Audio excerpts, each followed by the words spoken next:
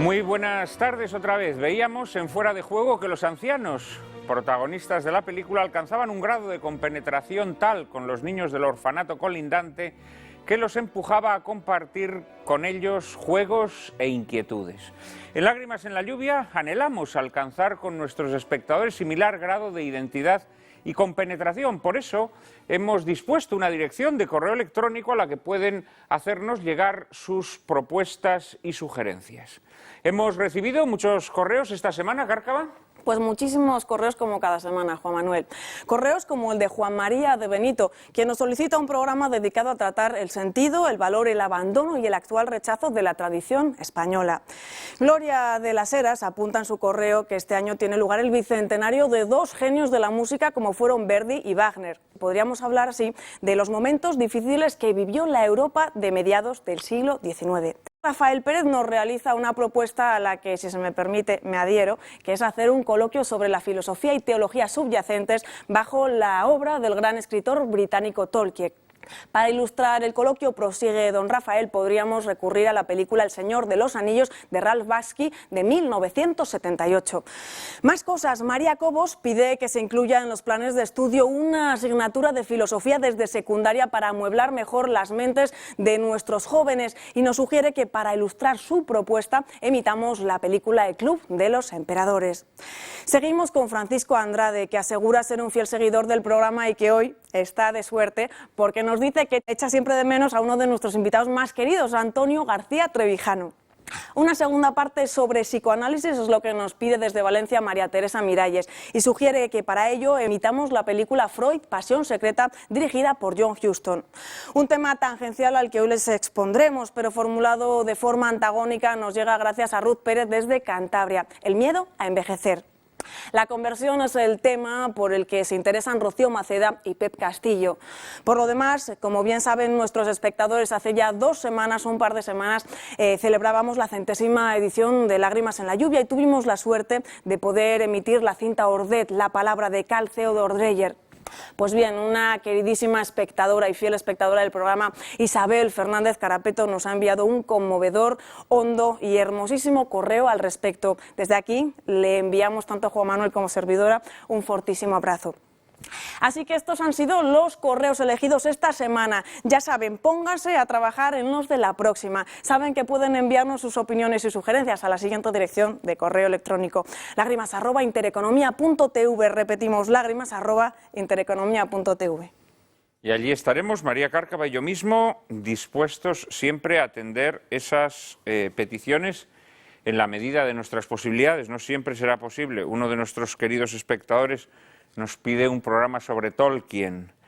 Me temo que de momento ese programa no será posible. La película que nos sugiere es una película que no se cuenta entre las que tenemos en nuestro catálogo, pero como todas las peticiones que de momento no podemos hacer realidad, inmediatamente pasan a ese depósito de peticiones no atendidas que en el momento en que dispongamos de una película que sirva para ilustrar esos temas, pasarán de inmediato a formar parte del elenco de programas de Lágrimas en la lluvia. Hoy, como les anticipábamos, a las 4 de la tarde, dedicamos nuestro programa a la vejez. Y como hablar de la vejez es hablar de una edad humana y hablar de una experiencia de la propia vida que uno tiene, hemos querido que nuestro programa hoy tengan protagonismo 4 personas, 4 viejos, 4 personas ancianas, 4 octogenarios e incluso algún nonagenario. Estoy seguro que nuestros espectadores van a disfrutar de lo lindo con este programa. Además, algunos de los invitados hoy presentes los conocen sobradamente. Al primero de ellos no, el primero de ellos es la primera vez que acude al plató de Lágrimas en la lluvia. Se trata de Alberto Ruiz de Galarreta y Morocoa. Nació en San Sebastián en 1922. Tiene pues ya 90 años. Es doctor en Medicina y Cirugía. Coronel médico de la Armada, ha sido jefe de cirugía de la Policlínica Naval de Madrid y ha ejercido también en el seguro de enfermedad como jefe de equipo. Paralelamente ha publicado diversos estudios históricos y políticos sobre la España contemporánea, especialmente relativos a la asistencia sanitaria pública y privada y al carlismo. Es autor y editor de una obra publicada en 33 volúmenes titulada La historia del tradicionalismo español 1939-1966. Don Alberto, muchísimas gracias por atender nuestra petición. Muchas gracias. Muchas gracias de corazón por estar hoy aquí con nosotros.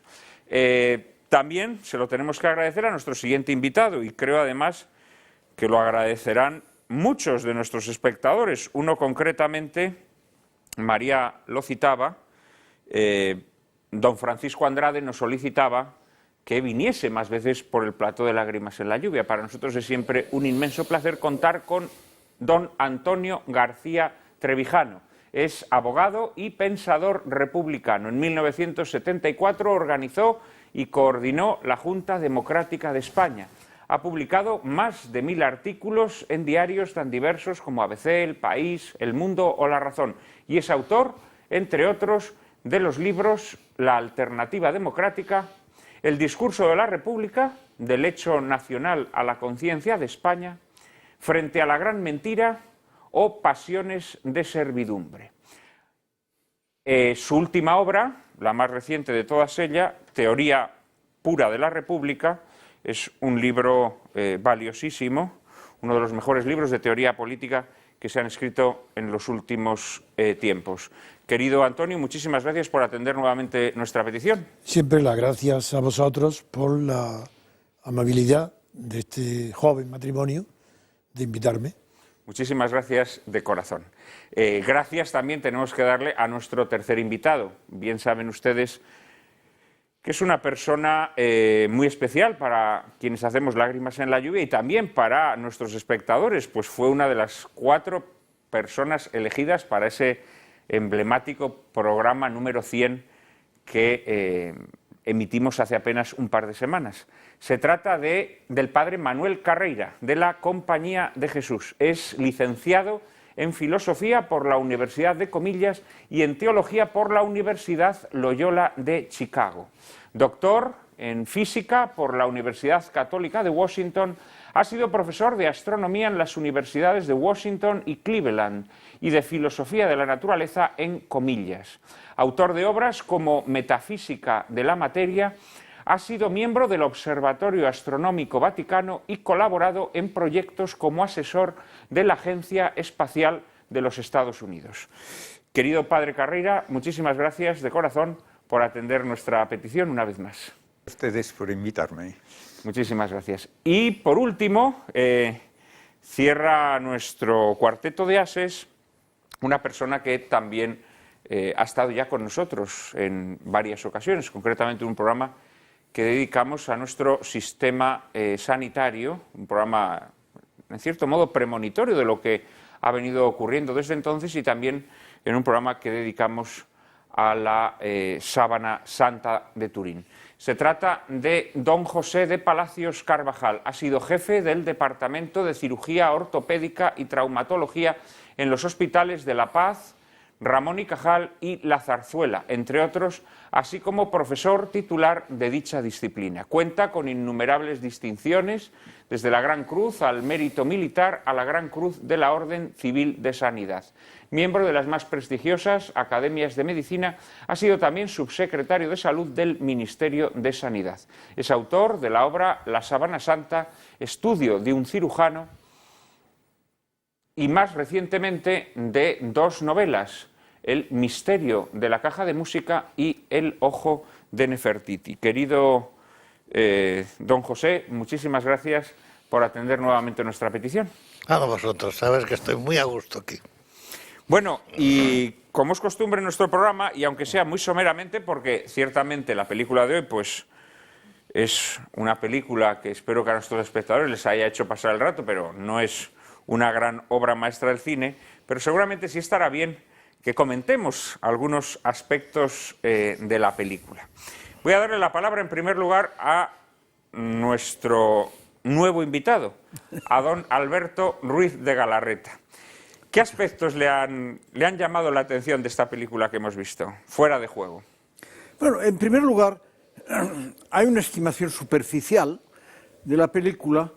Es una película modesta, sin grandes pretensiones, pero cumple la misión de entretener y nos ha hecho pasar un buen rato. Y bien, gracias en parte, más que al guionista, a la vis cómica de Fernán Gómez y de López Vázquez y todos estos.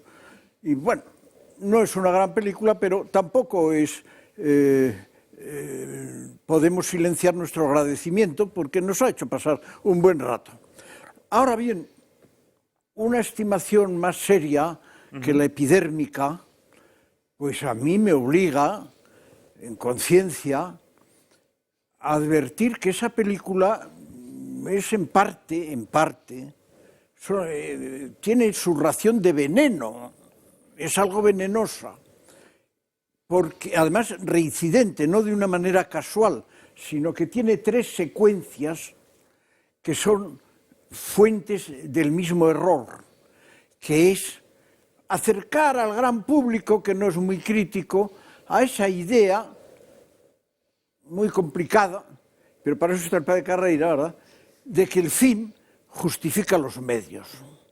Resulta que ahí deslizan que para comprar unas camisetas a unos chiquillos, pues es natural que se asalte a un banco. Hombre, eso es un poco arduo, ¿eh? Un poco arduo meter eso así. Pero es que el guionista, en otras 2 ocasiones de la película, nos lleva también al mismo umbral del peligro de que el fin justifica los medios, porque al final de la película aparecen unos documentos que permiten hacer un chantaje. Bueno, pero luego resulta que el chantaje se presenta al final de la película como un éxito, como un triunfo, como una gran cosa, ha proporcionado unos fondos que no sabemos dónde van. En fin, eso se... Pero, don Alberto, ¿no cree usted que quien roba a un ladrón tiene 100 años de perdón? Bueno, eso tendría que calificarlo el padre Carreira, pero yo no entiendo de moral.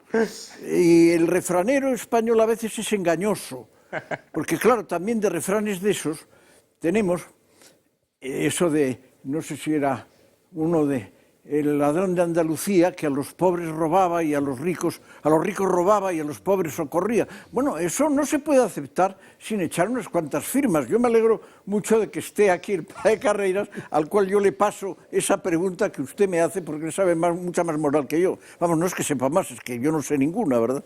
Bueno, pero entonces resulta que el guionista no solamente nos coloca con toda naturalidad un proyecto de atraco en banco. Los bancos tienen ahora muy mala prensa, me parece muy bien, pero vamos, tanto como para justificar un atraco, para comprar unas camisetas a unos chiquillos, hombre, esto es difícil de digerir, ¿verdad? Pero luego también está esto del chantaje, el chantaje que al final de la película se presenta... El chantaje que hace la monja interpretada por María Esquerino, a una mujer, supone una mujer esposa de un hombre poderoso que en el pasado pues tiene asuntos turbios que ocultar, ¿no? Sí. En sus negocios. Bueno, pero hay una tercera secuencia que ahonda en el mismo veneno, que es que consiguen un donativo al cual esto es de muchísima actualidad, porque tiene mucha gracia, al cual donativo le pegan un mordisco tremendo, enormemente grande, para llevar unos fondos de ese donativo a la financiación de no sé qué caja, hoy diríamos de un partido político, pero ahí la película no dice que es para financiar un partido político, sino que es para financiar una residencia de no sé qué. Bueno, finalmente resulta que hay una propaganda sutil para quitarle miedo a eso de que el fin justifica los medios. Y luego esta barbaridad de que el fin justifica los medios, nos llevaría muy lejos, pero tiene también en la película un acercamiento a una versión más concreta, que es el quitar dinero a los ricos para dárselo a los pobres. Es decir, ya un caso particular de esto de que el fin justifica los medios, el fin justifica quitárselo a los ricos, que eso es un tema que no está solamente en esta película, está en toda la literatura universal. Los ingleses tienen Robin de los Bosques, pero hay muchísimos otros ejemplos, ¿verdad? Bueno, entonces, esto coincide con cierta atmósfera complaciente. Bueno, nadie ha dicho que esté bien, pero tampoco han dicho que esté mal, pero no parece del todo desagradable que un individuo robe a unos ricos para dárselo a los pobres. Ya se comprende que paguen los ricos, que se fastidien. Y todo. Bueno, esto es también, me parece que no debe de pasar sin ciertas cautelas.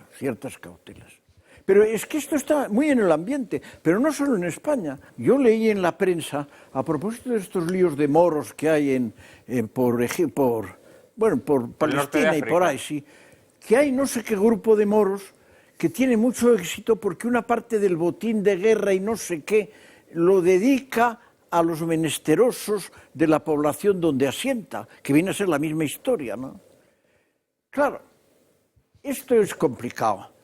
Pero yo creo que el padre Carreira nos podría ilustrar por qué ha caído en desuso, porque esto es una realidad, esto lo he vivido yo y ustedes también, por qué ha caído en desuso la predicación nada menos que de un mandamiento de la ley de Dios que nos enseñaban cuando éramos niños, que decía no codiciar los bienes ajenos. A mí me enseñaron eso en el catecismo y luego a lo largo de toda mi vida, ya larga, como ustedes saben, bueno, pues resulta que yo no he vuelto a oír predicar ni una homilía, ni un retiro, ni un artículo, ni nada, comentando y desarrollando y aprendiendo. El 10º mandamiento. A eso de que no hay que codiciar los bienes ajenos. Bueno, que es otra fuente de veneno que potencia a este odio al rico que se está amparando de la asociación. Bueno, esto... Me parece una reflexión, muy atinada, muy pertinente. Es verdad que la película se plantea en un tono... Sí, superficial. En un tono cómico, que yo creo que tampoco nos debe llevar a pensar que en la película se está haciendo una defensa del latrocinio del rico, ¿no? El robo al banco no deja de ser un pasaje esperpéntico de la película. Y el chantaje al que somete la monja a la señora ricachona de pasado turbio también tiene un tono esperpéntico, pero en este caso yo lo veo un poco más lícito, porque es una riqueza ganada de forma aviesa. Evidentemente, la riqueza que ha ganado esa mujer ha sido una riqueza ganada con crímenes, de forma delictiva. Entonces, yo creo que suscitar la mala conciencia en quien ha ganado sus riquezas de forma no decorosa sí es bueno. Ahí creo que el fin sí justifica los medios. Es decir, alguien que ha ganado dinero de forma no limpia, creo que una forma parcial de hacer justicia es conseguir que reintegre ese dinero a la sociedad, ¿no? Entonces, yo ahí en ese caso establecería... Pero le lanzaba una pregunta al padre Carreira. Le preguntaba, don Alberto, que por qué no se habla del 10º mandamiento, del codiciarás los bienes ajenos. Yo no sé si se habla o no en un ambiente concreto, podría ser, por ejemplo, en una homilía o en una discusión en una clase de moral. El codiciar los bienes ajenos naturalmente puede interpretarse con distintos significados. Codiciar, tener tanto como el otro tiene, pero por medios lícitos que yo consiga tener ese nivel de bienestar, en sí no es malo. Lo que es malo es el codiciarlos para arrebatárselos por medios ilícitos. Y eso naturalmente es robar. De modo que no codiciar los bienes ajenos literalmente significa no robar. No es no desear tener ese nivel de dinero y ese nivel de seguridad económica. Es el quitárselos al que lo tiene. Y naturalmente eso es totalmente inadmisible. Lo que nosotros tenemos siempre que preguntarnos, es la única base ética del cristianismo, es, ¿lo haría Cristo? ¿Eso que usted defiende lo haría Cristo? ¿Se atrevería usted a atribuírselo a Él?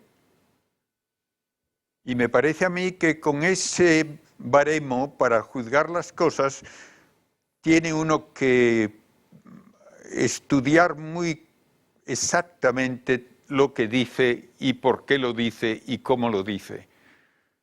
Yo no puedo aceptar simplemente que el tener dinero alguien es malo.